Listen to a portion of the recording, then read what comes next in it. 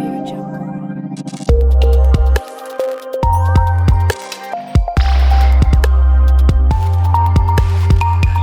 India TV9 news Maharashtra. सोलापुरातील एका मौलाना विरुद्ध अल्पवयीन मुलीचा विनभंग केल्याप्रकरणी गुन्हा दाखल करण्यात आला आहे.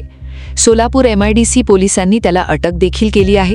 मदरशात धार्मिक शिक्षणासाठी आलेल्या अल्पवयीन मुलीला चुकीच्या पद्धतीनं स्पर्श करून विनभंग केल्याचा आरोप या मौलाना विरुद्ध करण्यात आला आहे. या प्रकरणी मौलाना मोहम्मद उमर रिझवी याच्या विरुद्ध गुन्हा नोंद करण्यात आला आहे. आरोपी मोहम्मद उमर रिझवी हा मूळचा उत्तर प्रदेशचा असून तो गेल्या काही वर्षांपासून सोलापुरात वास्तव्यास आहे. रविवारी सायंकाळी पीडित मुलगी धार्मिक शिक्षणासाठी आली असता आरोपीने मुलीला चुकीच्या पद्धतीनं स्पर्श केला. ही बाब पीडित मुलीने कुटुंबियांना सांगितली.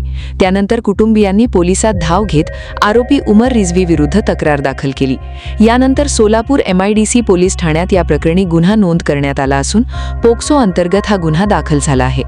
दरम्यान आरोपी उमर रिझवीला न्यायालयात हजर केलं असता त्याला 2 दिवसांची पोलीस कोठडी सुनावण्यात आली आहे. देणारे जे मौलाना जे आहे त्यांनी त्यांच्या मुलीला